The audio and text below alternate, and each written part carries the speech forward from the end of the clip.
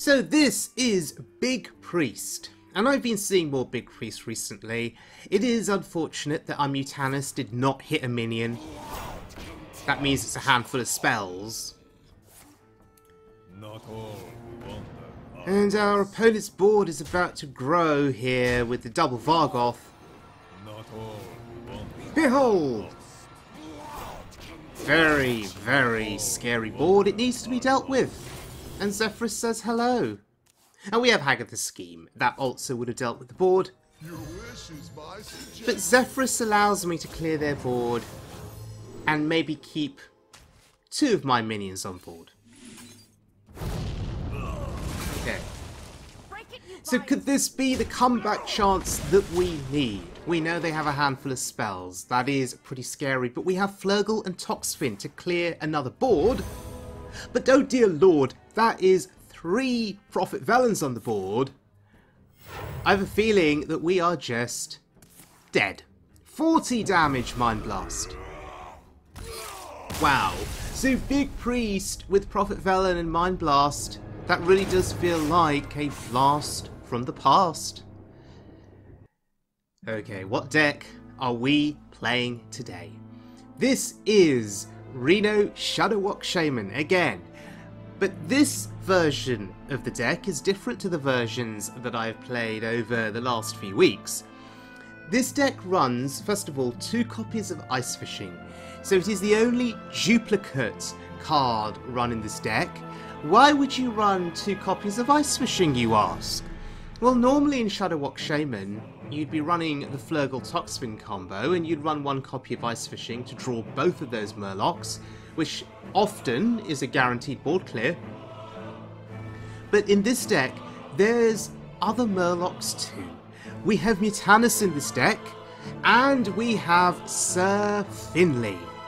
So there are 4 Murlocs, and thus, yes, the deck runs 2 copies of Ice Fishing. It's still a little bit unpredictable. You know, you play Ice Fishing, you don't get your Flurgle Toxfin combo. Maybe you get Mutanus and Toxfin, for example. Whereas you were in desperate need of that board clear and you don't get it. So there's a little bit of inconsistency there. You need a little bit of luck to draw the right Murlocs at the right time. Why are there other Murlocs in the deck? Well, Mutanus can eat a quest reward. That's pretty good. And Sir Finley, comboed with the Grizzled Wizard, can disrupt the opponent's hero power, and that is especially relevant in the current meta, given that Hunter is everywhere. And if you were able to pull off the Finley Wizard combo against Hunter and nullify the 3 damage hero power, then that can just be a win on the spot. May well see a concede. So I think it's a fun inclusion. And you will see that in action in today's video, so do watch out for it. Other interesting inclusions in the deck are Plague of Murlocs. I guess that's good against Big Priest. And you've also got Spirit Echo, which will return minions back to hand when they die. And yes, there are plenty of candidates in this deck, plenty of things that perhaps you'd want back to hand that can have additional utility for you. Armour Vendor, for example, for a little bit of additional healing is always nice. Zephyrus coming back to hand is always handy. There's other cards too, like Lotheb, for example, against spell-based classes. So I like the design of this deck, and as you will see in this video, the potential to gain lots of armour through Armour Vendor repeated battle cries is a big deal, and that can lead to some quite interesting games and situations, as you will see later on in this video. So let's have a look at the deck in action then. Against this priest, who plays a Grumble from Thoughtstill. It's been a while since I've seen Thoughtstill. Look at the deck list on the left hand side for our opponent. This is a really interesting deck list. There are giants in the deck. Grave Horror. Fascinating deck. But we are just having a little bit of fun here. I don't care about lethal. I just want to enjoy myself. Having fun here with the hero powers. Look, now we can heal. And they can summon a Murloc. I think it's pretty awesome. We're at 30 health. Mass resurrection. Oh, giants. Behold! Into... another giant. And a grumble. Sure. Oh, and they ruined my fun and conceded. Couldn't even play the Shudderwock. How unfortunate. Okay. This is a special moment, ladies and gentlemen. We are going up against an odd questline hunter. And look at what is in our hand. Our combo is there.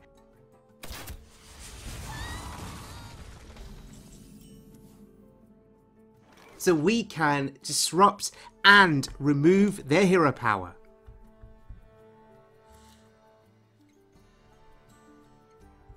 Question is, when do we want to pull it off? Now seems fine, right? May as well let them know we've got it. They have no way of regaining that hero power again after we do this, as far as I'm aware. Will they carry on with this game, is the question. They're thinking about it. Thinking hard about whether to continue. Oh, they're going to see if they can draw something that will save them here. Oh, okay. They still think they have a chance then. Oh no. They got the priest hero power and they were like, nah, we're conceding. And I don't blame them. Okay, joining this really interesting game in progress. This is a big rogue. But are you ready for this? Lurker below value. Absolutely beautiful. Those of you that follow me on Twitter will know that I am frequently posting screenshots of Lurker below value whenever I can get it. Okay, so our opponent has gained some armour. We are nearly dead, by the way. No Reno Jackson to be found.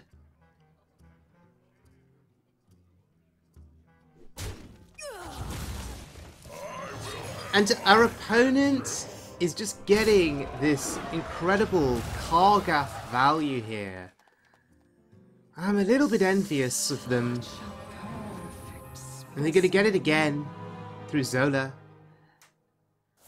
And they're going to get it again and again now. Potion of Illusion, wow. Oh no, are they going to bring it back to hand again?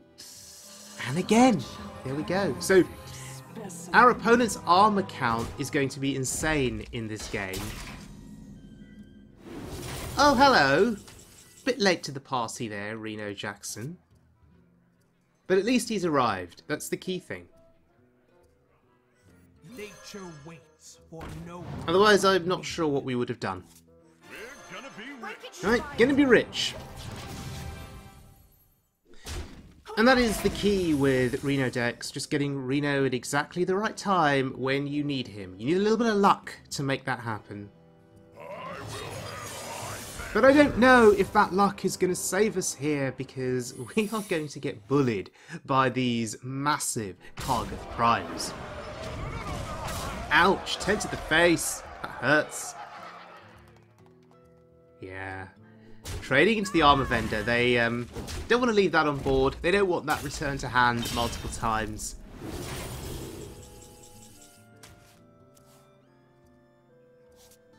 Well, what do we do here then? There's 23 damage coming our way, including the hero power. So we take a little bit off the board. Now it's going to be 21 damage coming our way. Come dance to my song. So we're going to put taunts in the way and take another 10 damage off the board. Now maybe there'll be no damage coming to our face because we've got this taunts in the way. Frozen one of their big threats. We need to buy time. We need to buy time until we can get to a safe Shudderwock turn. Oh god, look at his armour. It's insane. And I haven't been keeping good track. Do they have another cCrZEDtZgDvZkD in hand? I think they do.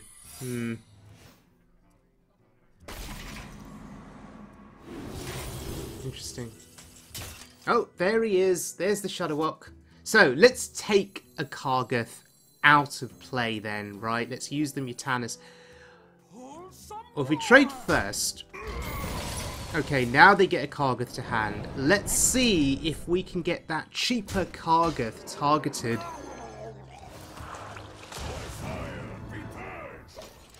Are you kidding me? Are you kidding me? Oh, goodness gracious. Mutanus eats the Toxin. That is not what we wanted. Oh no, and we're going to get bullied. Another guaranteed cCrZEDtZgDvZkD. We're nearly dead. Very nearly dead.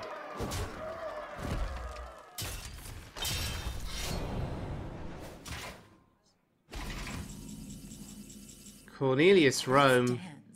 No. Cornelius will not be enough to save us here. We have to put our faith in the Shudderwock.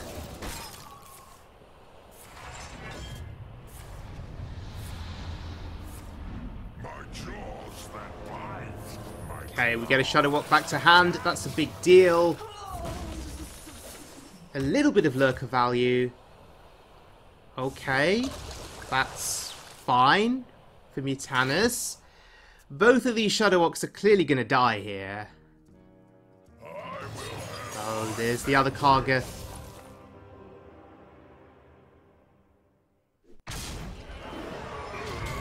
But I am confident that we can make the comeback still with this one Shudderwock in hand. But we have time. We don't have to play it straight away. Instead, I want to get the Grumble battle cry into the pool.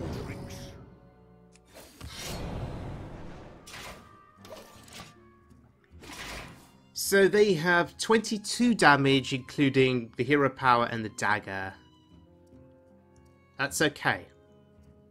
Next turn we play the Shudderwock.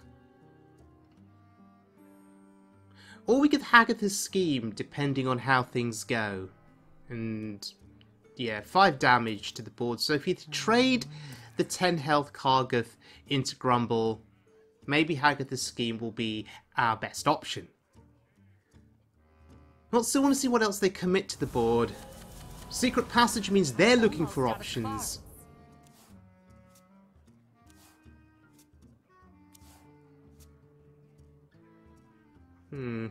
What have you found? I have no time for games. God, no time for games. Oh, they want to protect the health on that cCrZEDtZgDvZkD. They did not use that for the trade. That's smart. That's wise.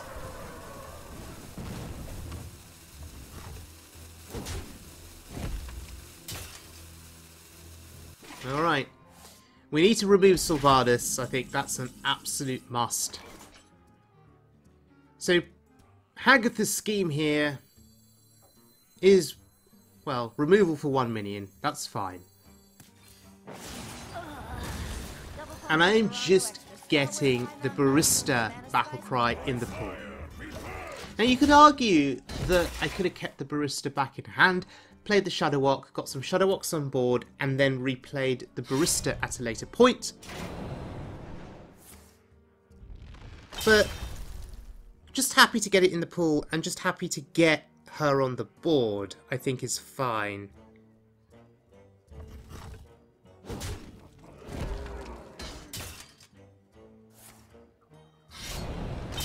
Interesting. No wall can hold me. Alright. What is that going to give you? Oh my god! Soldiers of the cold dark. It's Kel'Thuzad. Well, say goodbye to the board. Wow. With all of that armour, they conceded, I guess, after this. And they were out of threats. Wow.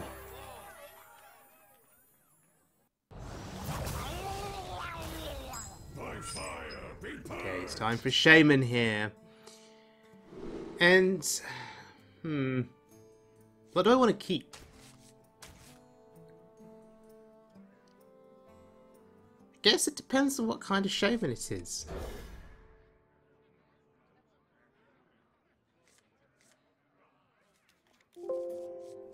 So I'm going to keep Cornelius Roame. It's card draw.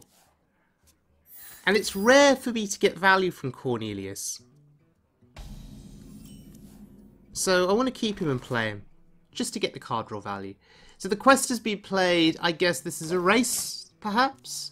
A race for us to find Reno Jackson and to heal after they do all of their damage from their spells.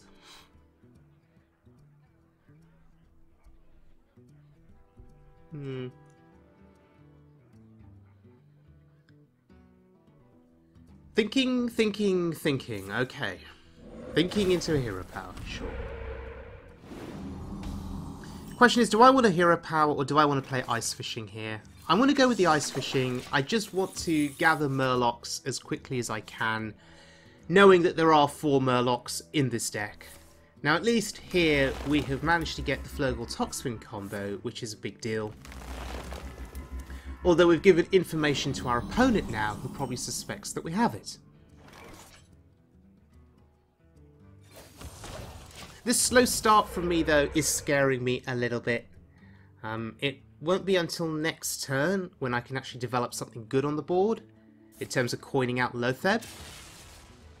Because this is giving them time now to gather resources. Yes, their turn is slow too, but all of those spells that they must be gathering in hand, well, that is scaring me.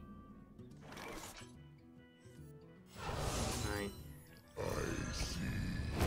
I feel like I have to do this. I feel like I have no choice. I feel like I need to develop a substantial body on the board. In theory, they shouldn't be able to do anything this turn, right? Beyond hero power. And it is a shame about that healing totem.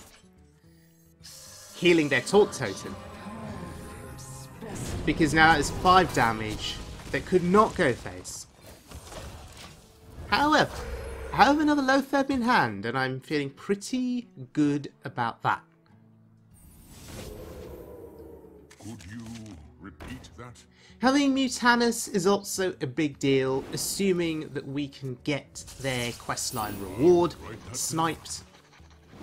If they're smart, they will finish their questline on a turn where they can play the reward. Could you repeat that? Of course, if they don't, then maybe we get lucky and we eat their questline from its position in hand when we play Mutanus the following turn.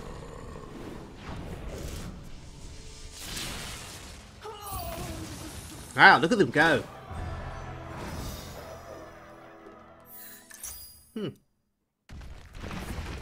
Oh, calm down. Well, it's only 5 damage. I was actually expecting that to be a hell of a lot worse. So that's fine. What do we want to do with this board?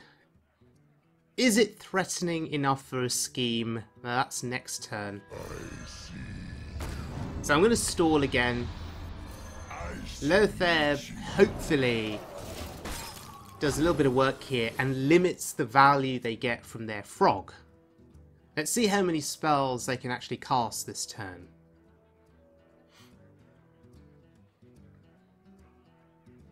Should be able to cast at least 1 cheap spell, right?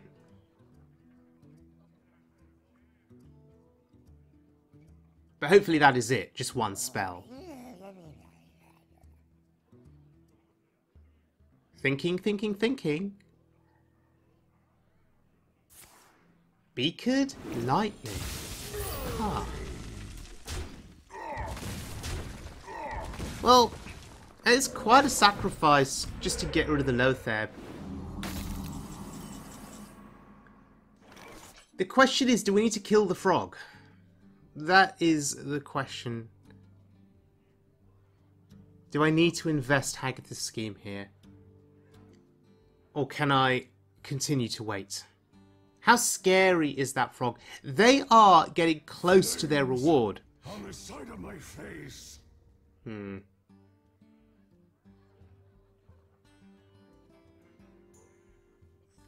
I think it's worthwhile.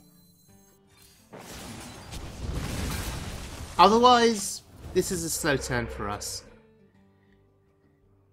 Now, they're 2 spells away from completion, but this is a good thing. They won't be able to play the reward on this turn.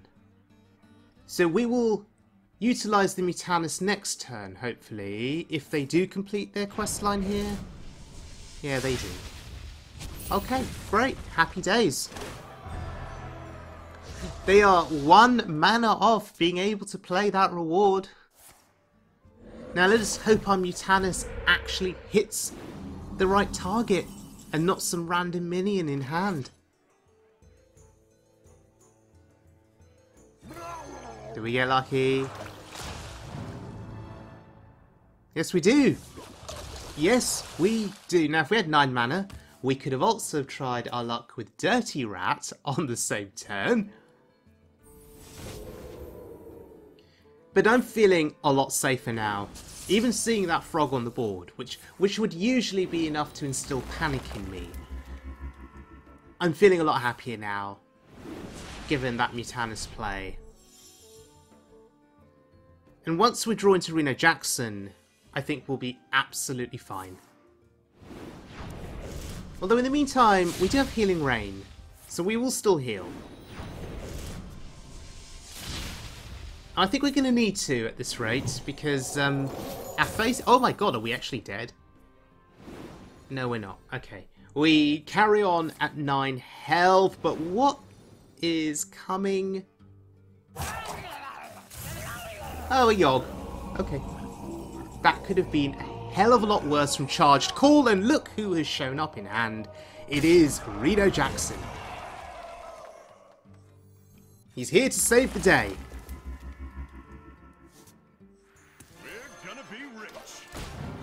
Part of me was almost tempted just to play Healing Rain and a Taunt, but why tempt fate?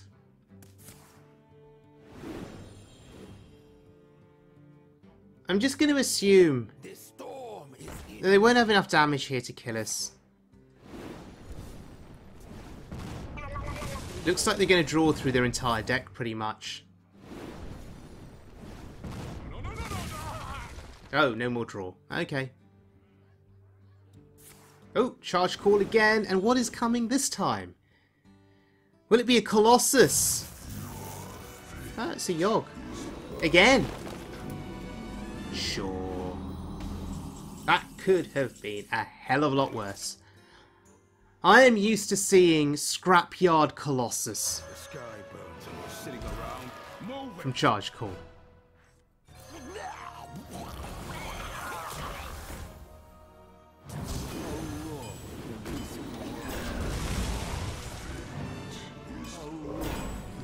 Alright, Cornelius Roame, do your thing. Draw me those cards.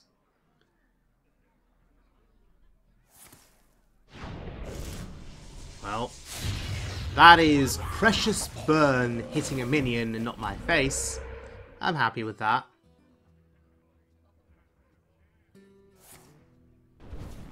More burn hitting a minion.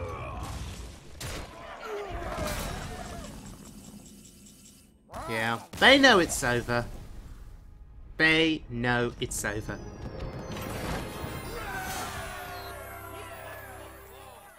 Right, joining this next game in progress here, the armour vendor was left alive on the board. Big mistake by the opponent, because we're about to play Bolner, and I'm looking at Zola as the first battlecry minion that I play this turn. My face. Now, why is that significant? Well, Bolner's card text says that after I play a battlecry minion, repeat the first battlecry played this turn. And so, we are going to get repetitions of the Zola battlecry, and as you can see, it is bouncing back armour vendors. This is really, really significant. And is probably the first time that I'm really fully understanding the value of Bolner. So much armour, and as you're about to see, that is going to be a really important point once we play the Shudderwock. So I will not bore you with the entirety of my Shudderwock turns. This entire game against the Reno Lock went on for well over 40 minutes. And a lot of this was me playing the Shudderwock again and again and again, stacking that armour because of all of those armour vendor plays that you saw earlier. But my opponent is stacking armour too, and you may ask the question, what's the win condition? How do you win? Well, you win by still maintaining a board of minions, Shudderwocks, and as the game goes on, your opponent will exhaust whatever is left in their hand, and you keep playing the Shudderwocks, and then eventually you end up with a board of Shudderwocks, which can just start hitting the face. And as you can see, my opponent's card pool, or available cards, is reducing slowly. My opponent also seemed to get quite annoyed at this point and was just roping turn after turn after turn. They'd play a card, as you can see, but then they'd just rope. Clearly trying to frustrate me into perhaps conceding, but as a Shudderwock player, you are ready for the long game. You are ready for the long, long, long, long game. So I had all the patience in the world for this game. 40 minutes plus, that's fine. I did not want to give my opponent the satisfaction of escaping too easily here, and so I would just continue playing Shudderwocks and continue stacking armour to the point where I'm getting over 500 armour. Would my opponent eventually give up and concede? I think that is the question. And so we would continue on, the fatigue damage escalating on both sides. My opponent is completely out of cards here. Nothing to do, no resources. All they have is a hero power, a ping.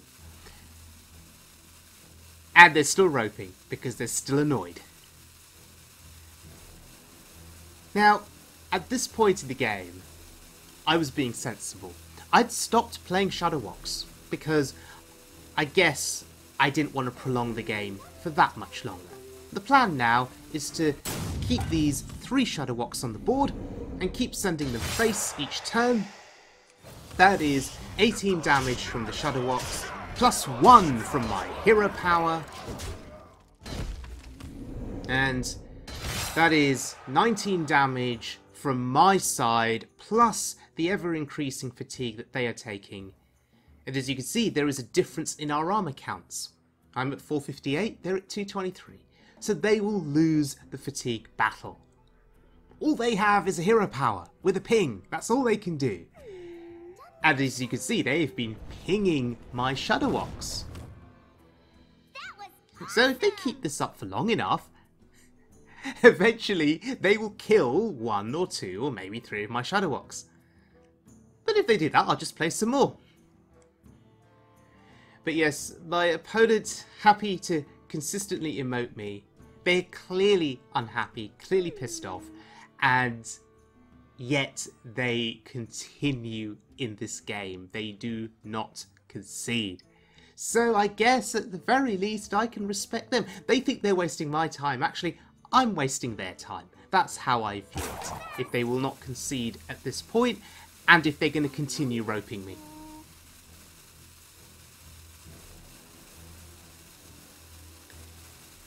This is fine. We have all the time in the world. Kind of. At some point I'd have to go away and make dinner, but that's fine. Who needs food? Who needs to eat when you've got Shudderwocks on the board?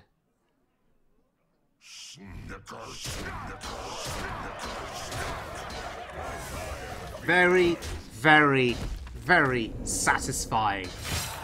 And particularly attacking with the Ragnaros hero. That's even more satisfying. So how did it all come to this? Well, just to recap, it was those armour vendor plays that have allowed both of us to stack so much armour. And of course it was all driven by Bolner. And to beat Evenlock, I mean, Evenlock is considered a top tier deck. So we were able to outlast every single threat that this opponent had played. Including Sylvanas Windrunner, by the way, if you're looking at the deck list on the left hand side. And there we go. Happy days. They finally conceded.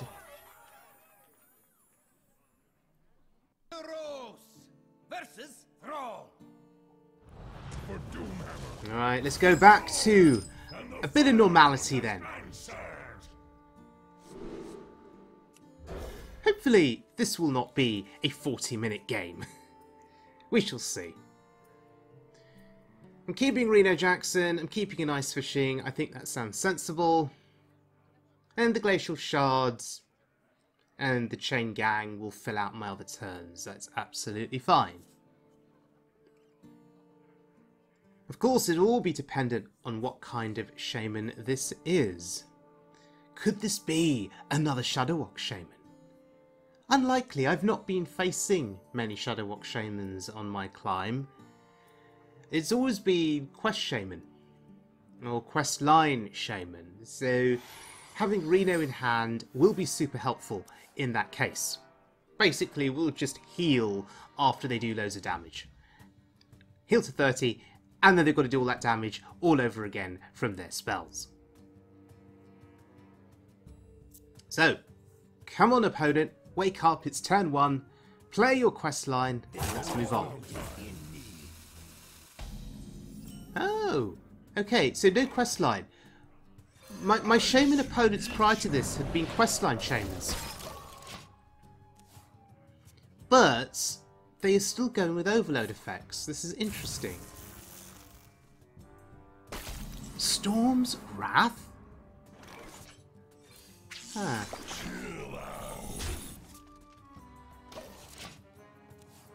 Is this a case where they've just kept the quest line in hand and are not going to play it until later on? They just want to develop a minion on the board? Is that the strategy? Another overload minion gets played. No quest line yet.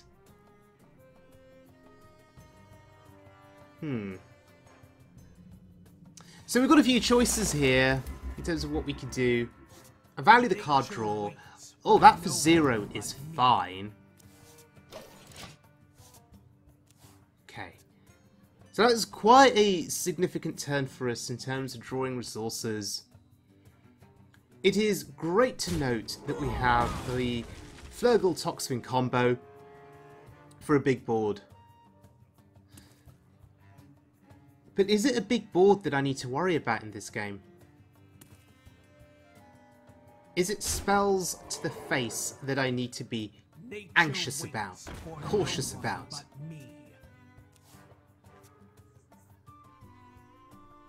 Also, they've played single copies of cards so far. Could this be some kind of bizarre Reno overload shaman? And the other question is, do I want to get rid of this board? Once our opponent wakes up and actually passes the turn. Come on, wake up. Oh, greetings, friend. Whilst roping. How long can this go on? How long can this go on? I mean, there is a fair amount of damage on that board, and I did think about Flurgle Toxwing, but I would want a bigger board. I would want more value before I play my Flurgle Toxwing combo. And I think we can afford to stall out a little bit longer. So the Chain Gang is perfect for that. How long can this go on is the question. Oh, elementals and weapons. Interesting. So this is Overload Elemental Shaman then.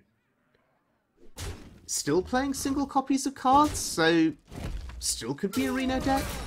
Well, there's me hoping it's a Reno deck. Which would just be absolutely fascinating. Agatha's scheme, clean. Very, very clean and precise.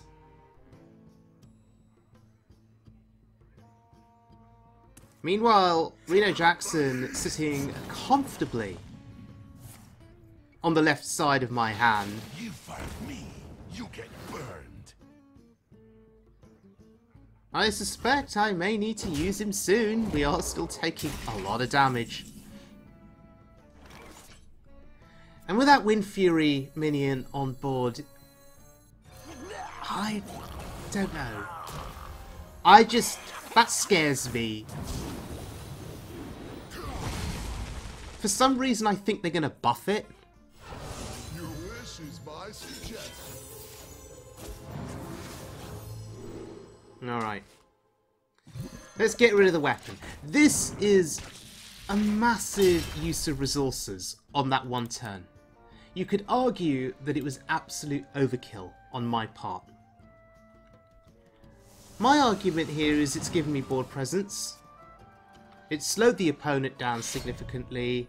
We got value on the weapon. Okay, they play another one. That's fine. And they are slowly running out of resources. This feels like their last big push. They can get me down to 9 here. Maybe they think they can just burst me down on the next couple of turns. But we're going to be rich.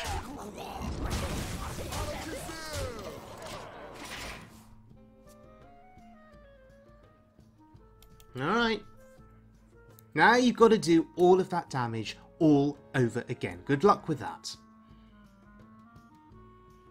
And if we still feel like we're in danger, we'll play Healing Rain, we'll heal some more. But look, there's the Shudderwock in hand too, so we can just get the Reno Battle Cry back. In summary, I don't think my opponent has a chance of winning this game.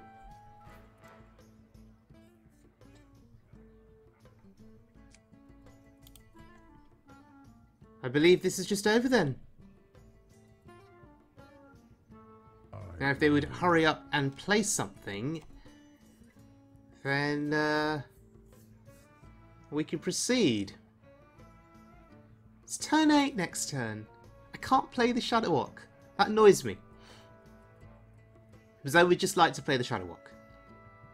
The other option is what is fast becoming one of my favourite cards in the game now. If you've been watching my previous videos, then you will know that Cornelius Roame is slowly making it into my my pool of favourite cards.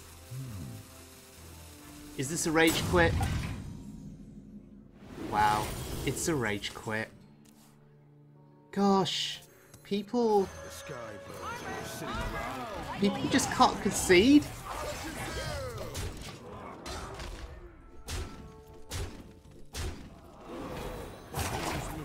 Is it so difficult to concede?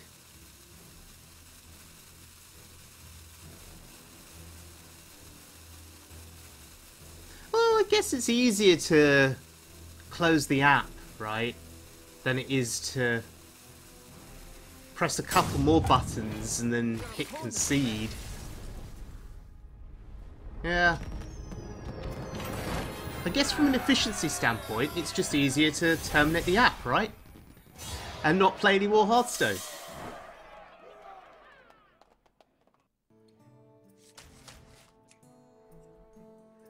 Alright. Next game is a mage. Now I really, really hope that it is not Ignite Mage. Not a fan of that deck at all.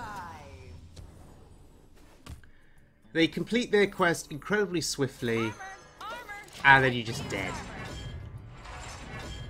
Although this opponent is upgrading their hero power. Well then, this is fascinating. This I am interested in, and now they can do 3 damage with their hero power. Ah.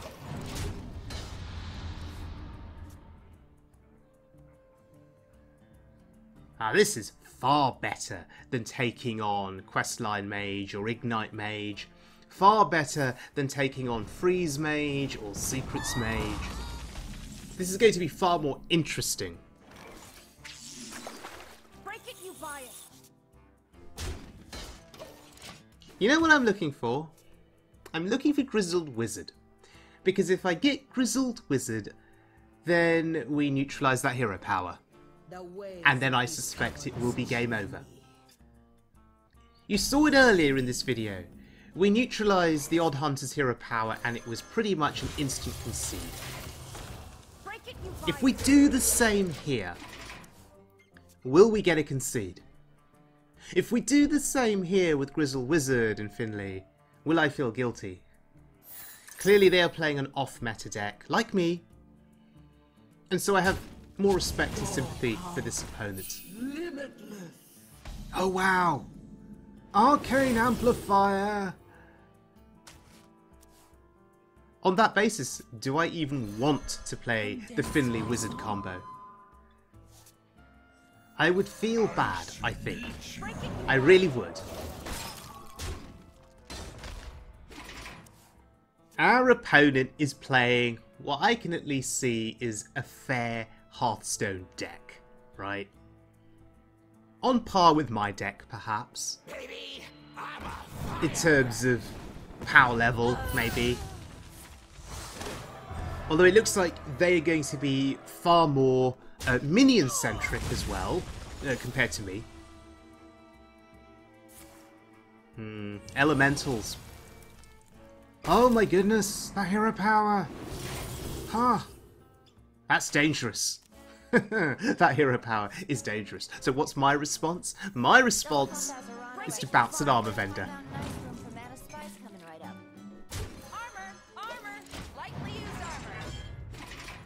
Yeah, you upgrade your hero power, I play another armor vendor.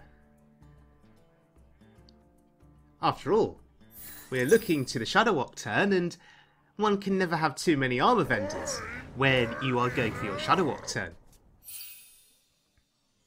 But this is quite a big board. We may need to get rid of it. We have Flurgle Toxfin. Grumble is nice. I could Grumble here, actually. I could just kill the Amplifier. That's the most threatening. Yeah, now they only do 4 damage from their hero power. And we just Grumble. And we gain more armor. There is a feeling of deja vu here, thinking back to the Evenlock game, where we played so many armor vendors and we ended up with 500 armor by the end of the game. Oh bloody hell! Coming down the mountain? When's the last time you saw that get played? Huh.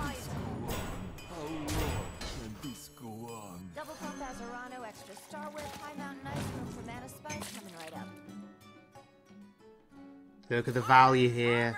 The value is insane. Now, should I be hero powering every turn now at this point in the game? Are my totems just going to take up space on the board and be annoying? There'll be less space to play minions, like the other chain gangs that are sitting in my hand. Oh goodness. Cloud Prince. So there is a secret synergy in this deck. Ooh, Spirit Echo for more armor vendors. That's insane, unless this is Counterspell. But if it is Counterspell, we're not too fussed. How long can this go on? How long can this go on? Well, at this rate, Break it, you buy it. a fair bit longer. Because we're going to be gaining more armour. Break it, you buy it. And we're going to be playing more taunts. So I'm just preemptively trading here so I can play these again.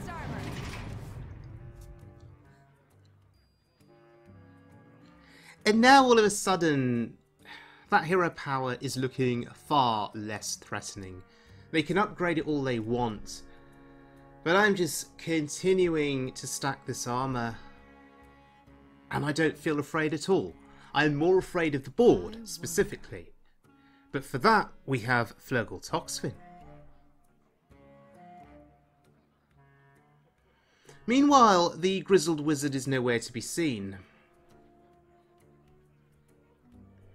And I guess that's a good thing, right? It would feel like we were bullying our opponent if we played the wizard at this point in the game. We've also got a nice setup here for the lurker below. Our opponent is thinking hard about something. Maybe thinking about whether they want to trade into the chain gang.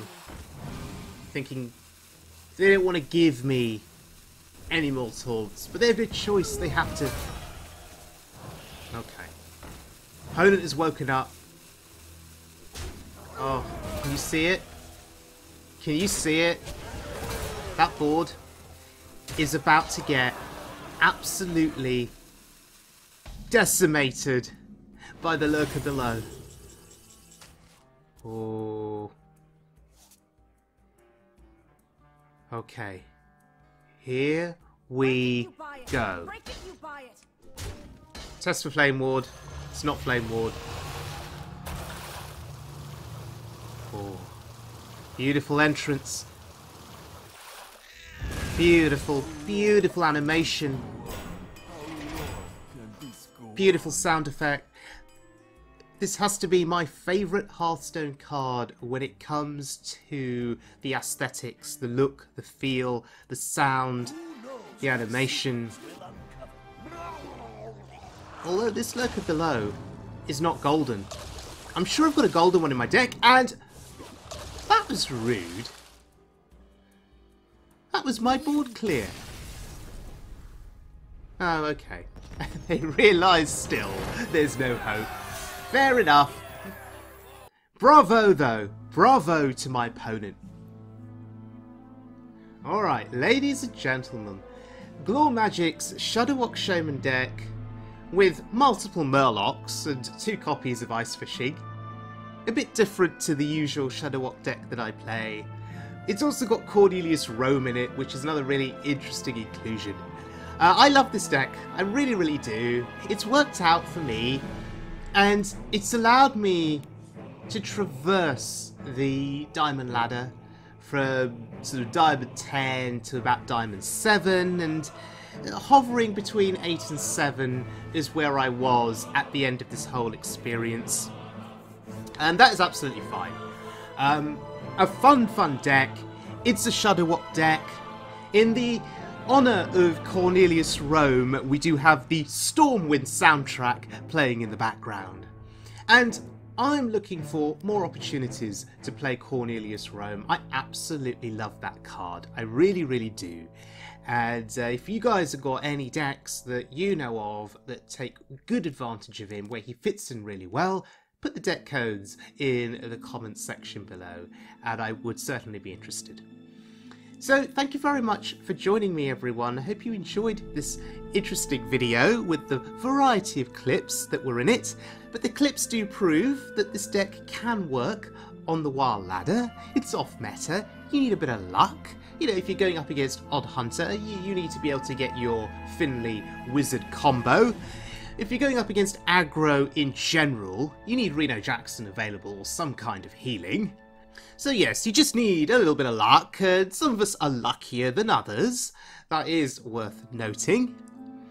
So I will see you all again very soon for more wild mode fun. But until next time, please stay safe, please look after yourselves, and as always, please be good to one another.